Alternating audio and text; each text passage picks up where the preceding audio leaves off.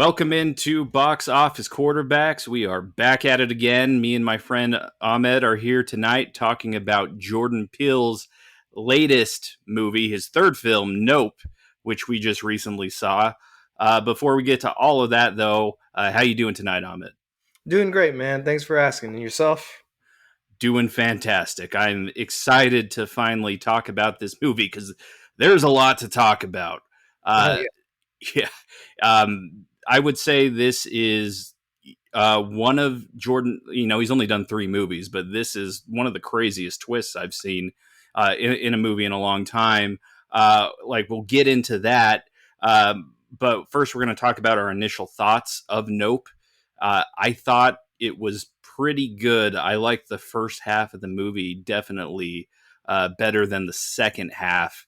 I think some stuff gets lost in the reveal, which I'll go into a little bit later. It's still a solid movie for me. I would highly recommend seeing it on the big screen for the suspense and all that stuff. But what were your initial thoughts? So, going into the movie, I wasn't really sure what to expect. My wife and I don't really care for horror films, but we'll give Jordan Peele an exception. And so when we watched it, we weren't really sure what the movie was about. I still don't know what the movie was about, even after watching it. So I would still recommend it. It was still really good. But I think I'd have to watch it again because there's probably some things that I missed. Like you said, the second half kind of, there's so much to unpack in that. And I think the you know, first half of the movie has all these stories, and you're just kind of wondering how they all come full circle. Like you said, it was definitely one of Jordan Peele's most creative. He's definitely ambitious.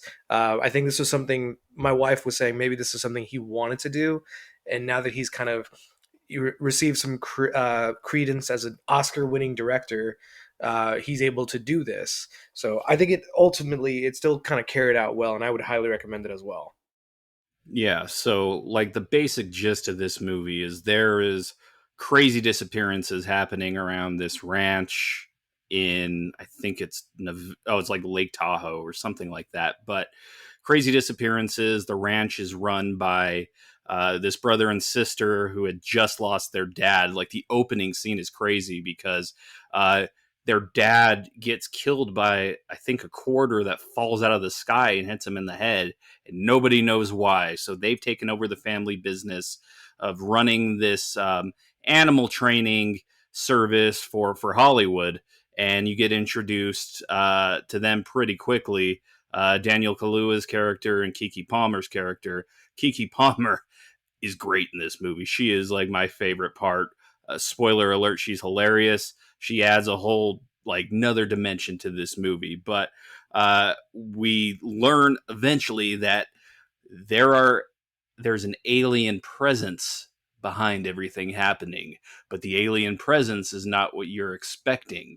And like I said, I loved everything till the reveal of the actual alien. That was my one gripe with this movie. Spoiler alert, the alien is the UFO. The UFO is eating people. So, Yeah, I couldn't tell if it was a cowboy hat or yeah. you know. I think at one point I even saw a horse carcass inside. So I was Yeah. like, "Oh, is it supposed to be a horse? Like the wildest horse on the planet?" I don't know. Yeah, Kiki Palmer really steals the scene with her wit. Daniel Kaluuya, very stoic, and you can just, what I loved about those two and their chemistry, it was like you forget that you're watching a movie. You're just watching a sibling uh, go back and forth about, hey, there's some crazy stuff happening. We should get the hell out of here. Yeah. And that's where the movie gets its title from. They're like, nope, we don't do this kind of thing here. And there's even a scene where like Daniel Kaluuya's character gets freaked out by something, and he goes, nope, fuck that shit. And we're right there in the audience saying the same thing, like, oh hell no, get out of there, bro. Yeah. I think if I was writing this movie, I would have called it "Oh shit." I'd be like, "Oh shit, nope, I am not doing that today." Yeah, honestly, we could get into scenes on that, and there are some great scenes to pick from. Uh, I'm going to start with the scene you just mentioned, which is that jump scare where Daniel Kaluuya's character is investigating something in his barn in the middle of the night. And this is before you know that the alien is the actual flying saucer. And you see these little alien creatures crawling around, uh, like amongst the horses and everything. And I'm like, oh, fuck, this shit's about to get wild. And then you find out it's the little kids, the kids of Stephen Yoon's character that are just playing a trick on OJ. So I thought that scene really got me and really pulled me in. That's one of the better jump scares I think I've seen in a horror movie in a long time. Yeah, I just to be, because that was one of my favorite scenes, but just to kind of be a little bit different, but on the same level of jump scares, that scene where Daniel Kaluuya is in the truck and it's just pouring rain, and then as soon as he opens the door to his truck, that's when like shit's about to get really crazy. He just nope, stays in the truck, and then something just flies at him, like almost penetrates the wind. It penetrates the windshield, penetrates the passenger seat of his truck, and just misses him by a shoulder length. You know, and that really got me, and I was trying to like I'm not ashamed to admit it. I was hiding my face whenever I saw it, and I was like, oh my god, is he okay? I hope he's okay. But just all the scenes really, with those moments where they're looking up at the sky. Before the interview, Jeff, we were talking about Daniel Kaluuya's interview with Trevor Noah, and he was like talking about the experience as an actor where you're having to kind of look up, and there's nothing there in the moment, but you have to pretend like something's there and trust the vision that when it's all said and done, it's going to look amazing. um, and just like I said before, you forget that you're watching a movie. You're just kind of watching this unravel. And there were a couple of moments where, again, I'm not ashamed to admit it, I had to go, this is a movie. This is not real. He is British. He is British. Yeah. I just remember seeing a meme after I watched this movie. It was like you looking at the sky after you see Nope, and it's just somebody pointing a gun at a cloud. That, yeah, Yeah. that's what this movie will do to you because it's crazy. Like characters, you know, walk outside and you think they're going to get eaten by this huge flying disc, upside down manta ray looking thing. So it's so tense, And like moments of this. I made the mistake that other, I guess amateur horror film viewers do, in that I watched it late at night. Went to the movie theater at 9 o'clock, didn't get out till midnight. And that's, great time to be out after, just looking up at the sky like, oh, the moon looks great. Don't look up, sweetheart. Let's get in the car. I was more worried about, something coming out of the sky and getting me than a mugger. That's how paranoid I was. Yeah, it's like Jaws. If the shark from Jaws was a cloud or something, is kind of how I would describe it. Yeah. Just kind of that intensity. Yeah. Well, and also, the scene with the monkey and the monkey's death, that also got me. Like that scare really got me, and I was kind of just wondering how that all tied in together.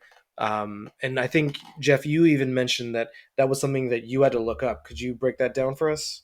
Yeah, so at the this movie opens with a shot of a monkey on a set of a sitcom covered in blood, and he's like hunched over like somebody's body, and you don't know how it ties in, but slowly throughout this movie you're getting flashbacks, and you come to see that this is Stephen Yoon's character Jupe, who was a kid actor on this show Gordy's Home. Gordy kind of lost his mind on set, killed a bunch of his co-stars, like ripped the face off the girl who played his sister, and you see the death of that monkey, um, in very graphic fashion in the middle of this movie, and it really ties into his story, just because Jupe is the one that's trying to control the UFO, and it shows that he didn't learn his lesson from somebody trying to tame nature way back when in the 90s. So he didn't learn his lesson. He got him, his wife, his kids, and like 30 other people killed in a result of this. So you could kind of take that tie in and everything else in this movie as maybe like Hollywood's treatment of animals and how sometimes it's inhumane and everything. But I think that that reveal kind of went over a lot of people's heads. Like I was talking to you, Ahmed, and we didn't really know what the deal with that backstory was when we first got out of the theater. So I had to look it up, but that really added some more weight to the story once I realized what Jordan Peele was going for. And that's typical of Jordan to do. He does a lot of subtleties. Like I think the movie Us was supposed to be about how we treat people that live like the homeless, I guess. Mm. The movie Get Out is supposed to kind of show us like, you know, we'll not even get into that.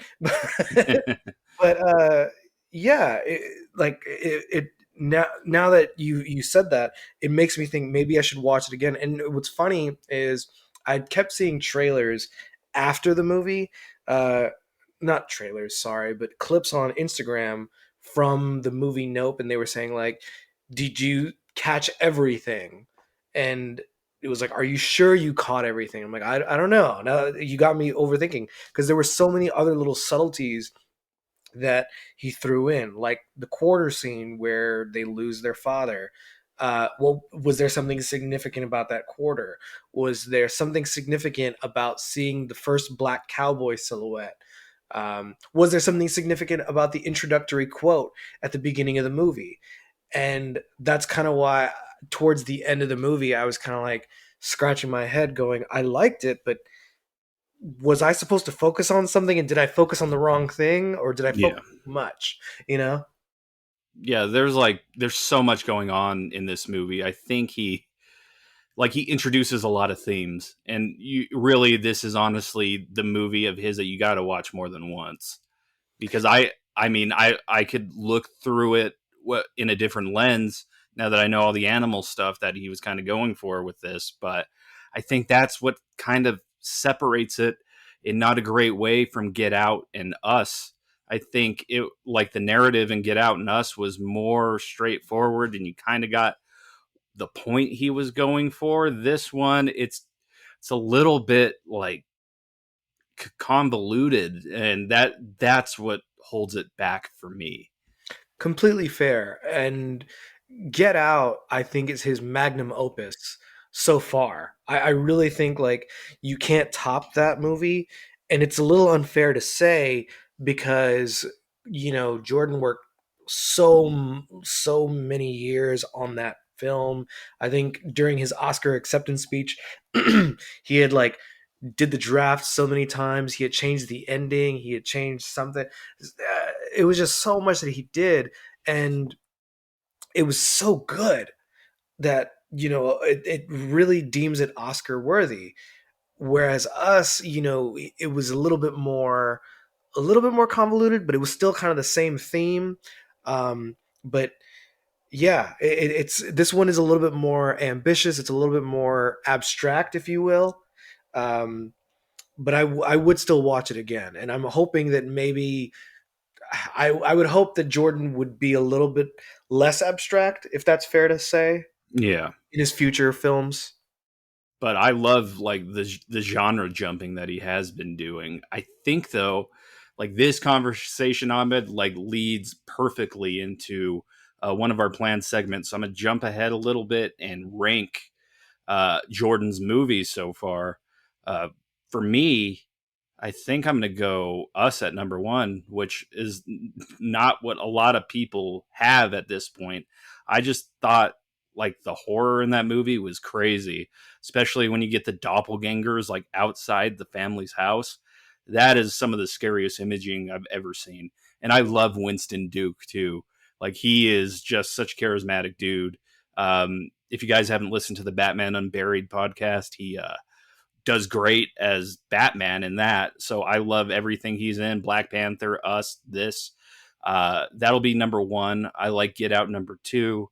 This movie I think falls apart a little bit, so I'm going to do number three. What about you? So all of Jordan's movies, I guess I have to say, going into them, I didn't know what they were about. Um, that being said, I have to put Get Out as number one. You know, the storyline in the end, everything kind of balancing out, even your own interpretation of the movie is just so like is so incredible. Like I said, it's his magnum opus. And what's funny is when you say it out loud, Get Out and Nope out loud, when you say them both, kind of sounds like Nope would be a sequel to Get Out, which Yeah, said he wouldn't mind pursuing just as long as the idea works. He's not going to sell out and just make it just to make it. But yeah, I'd put Get Out at number one and Us at number two, just because, like you said, Winston and Lupita also did such an amazing job, and the kids as well, frightening as hell, frightening kids. They're like just great all around.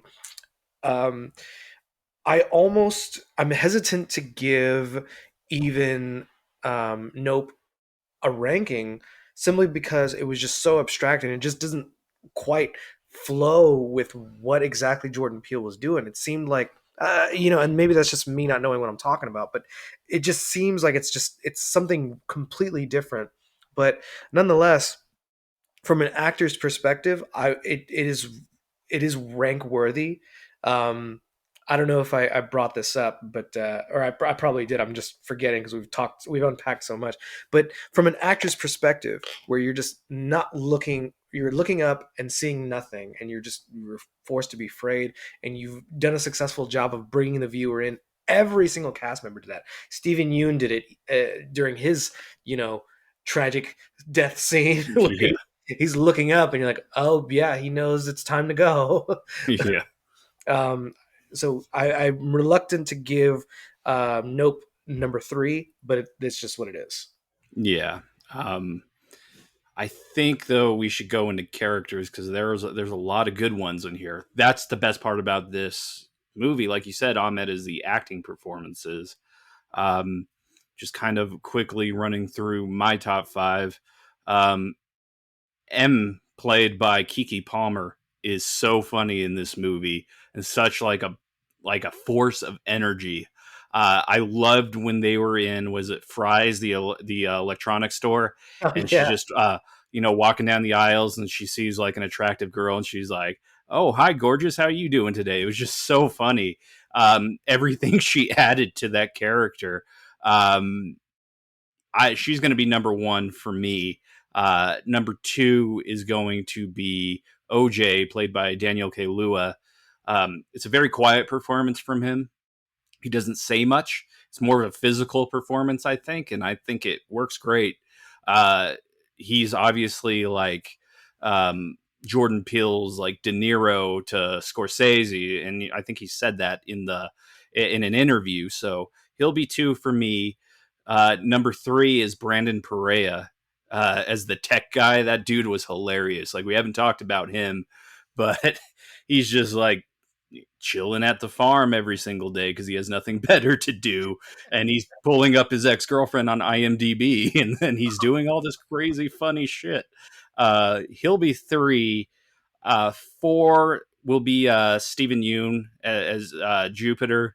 He like his story is very important to the movie, but he honestly is gone. He's gone by an hour into this movie, so that's why he slips to number four for me. Number five will be the photographer that they hire to get the perfect shot, and his greed kind of gets in the way, and then that's how he dies. So that'll round out my top five. Mine is very similar to yours, just ranked differently. But all in all, it's the same characters. Daniel Kaluuya, I have to give him for number one, simply because of his stoic like performance. I know he doesn't talk much, and that was something that pissed off my wife a lot. She's like, he seemed very expressionless. I'm like, I got that vibe, but I felt like there was a reason for that. Maybe he's just it's kind of like when you see the movie What's Eating Gilbert Grape. Mhm. Clearly, he's upset about something, and that's why he's just so easily irritable. Um, but I also kind of view it as maybe like a Ryan Gosling esque type, Yeah. where he doesn't say much. He's just kind of chewing on a toothpick, and the mood says it all. But even when he did open his mouth, you could he still delivered his lines incredibly, but not as incredibly as Kiki, who just steals the scene with how energetic she is. Um, in that same interview Daniel Kaluuya did with Kiki Palmer, uh, or I'm sorry, with Trevor Noah, and he's talking about Kiki and how like they sort of what he described as a sibilance. That's what they had, where it was almost like they were brother and sister in real life because she kept annoying him. So, and her character does kind of pester him a lot, but there's still a lot of love into it. Um, I would have to give Stephen Yoon, or no, let me skip him. The filmmaker, uh, I'll give him number three, just because you know, as a amateur film buff myself, and just it's like you want that perfect shot, so you'll do everything for it. I'm Yeah. I'm one of my biggest flaws is I'm a perfectionist. If something isn't less than spectacular, I will overthink it. Even like after even after this interview, I'm gonna recollect and go, "Damn, I could have brought this up," or "I was stumbling a little bit. I shouldn't have done that." You know what I mean? And so for his demise, while tragic, it was like no, he died doing what he loved. I'll give number four to Stephen Yoon, whose character is Jupiter. I didn't even realize that that's what his name was. Um, I wish they could. I wish I could have seen a little bit more of him, just because, like you said, it was supposed to be sort of like he didn't learn his lesson. I wish we could have seen his character a little bit more, um, so that maybe the other viewers could have picked up on that. Uh, Mhm. kind of dealing with more of what else his trauma was, because I didn't understand why there's that scene where he's like, I usually charge people a fee, and then he just takes them into this room, and it's like, oh, is that supposed to be him? Like did he? What's that about? Yeah.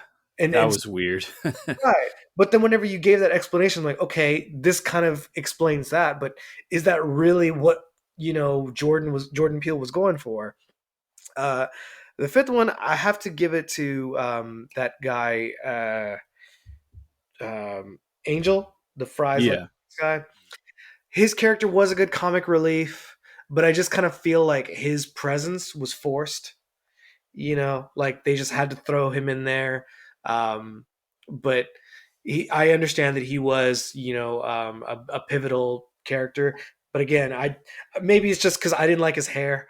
So, Yeah, that weird hairstyle is coming back. It's like late '90s in sync or something. it reminded me of there's a movie that I haven't finished watching, but Riz Ahmed did where he plays a drummer who goes deaf, and I just kept looking at him and going, "He's not Pakistani. He's not Ahmed. How dare you look like one and break my heart?" So I don't know, Yeah, but that I've seen that hairstyle so much lately. Like I saw some dude at Target. I'm like, are you trying to be Eminem or who are you trying to be here? Like I mean, it's not working. The '90s, like the worst parts of the '90s are coming back right now. oh god, yeah, yeah. Yeah. Um, but I say we get into our final rankings here. We were talking before the show, and I think I kind of solidified my opinion here. Uh, I can't give it higher than a starter. And I think that's because a lot of the storylines got kind of, like I said, convoluted, and I did not like the monster. That's the thing that's really holding it back for me. Like it looked like an upside down manta ray, like the little smiley face. I wasn't down for it. When it opened up, I thought it looked even worse. It just looked like a kite in the wind. Um, Give me something more threatening, and Yeah, then maybe we'll talk. I thought it was a cowboy hat, and then it like turned into a kite. I didn't know what the hell I was looking at. How did it Yeah. become fabric, like made of fabric? Yeah. It was just, I mean, we don't know anything about aliens, obviously. And I mean, Jordan probably based it on some stuff, but I wasn't down with it. Well, and Not at apparently, all. apparently the movie's inspired by so many things. Sadly, I haven't seen any of them just because I'm not a big sci-fi fan or an alien fan. I wish I was. Um, but yeah, I'm in agreement with you that it's I can't give it anything more than a starter, just because as a viewer I like to watch movies over and over again, especially if I like it. That's how I judge movies, that if it's repeat worthy. I don't want it to be repeat worthy if it means there was something I missed, you know, Yeah. kind of watch it over again to find it, because then it lacks the appreciation. It's kind of like having a joke explained to you is not as funny as just hearing the joke. Yeah, I agree with you 100% there. Like, I like thinking during a movie. This is not like on a Tenant level where I was like, am I doing math problems watching this movie right now? Like, it's not that. It is definitely enjoyable, and I think you should see it in theaters, but I don't see myself watching this movie more than twice, probably. Yeah, I think maybe twice. I haven't seen Candyman a second time, but that was another movie that I'm like, maybe I should have watched it again to kind of see. But like the same thing you said, too many genres being thrown at you. It seemed like, too many themes and none of it came full circle. What happens next? Do they got their $1 million shot? Do they get the horses back? Can they ever go back to a normal life? Yeah. does does Daniel Kaluuya's character ever smile again? I just want to know where I can get that cactus icy that was in that scene. That's all I was thinking of after that movie, like a cactus flavored icy, right before Stephen Yoon dies. And then I was like, "Oh, that sounds delicious." Whatever that is. Is it prickly pear? And then my mind went off on some other thing. But um, that's my takeaway of this movie. My takeaway was I can't go to the movies anymore because the gentleman that was sitting next to me, and I'm being very nice when I call him a gentleman because he was anything but, talking to his girl and on his phone, and I kept thinking to myself, okay, now you should say something. Now you should say something. Yeah, that's that is not the way to go. Don't go on your phone when you're in the movies. Just shut up. Just Yeah, shut up. yeah. Stay off it. You'll survive for 2 hours. It's fine. Or stay at home and watch the movie if that's what you really want to do. Yeah. Yeah. You paid good money for these seats, I think. So go ahead and do it. Um, but yeah, covered a lot of ground today, Ahmed. Anything else you want to add before we get out of here? Jordan, keep them coming, man. We need more movies. Yeah. Pump them out. Maybe we got some ideas. I don't know. Actually, you don't need any ideas from us. You're the No, master of yeah, horror. You're the he's got master of horror. Don't listen to anything I said. Um, because he definitely listens to this show. Jordan, listen to this podcast. Yeah. All right. Well, it's been another fun episode for Ahmed. I'm Jeff. Check us out, boxofficeqbs.com. We are free on YouTube. Free. Check that out. That's an inside joke. Spotify and Apple Podcasts. We're on there too. We will be back with another episode in the near future, but we will see you guys very, very soon.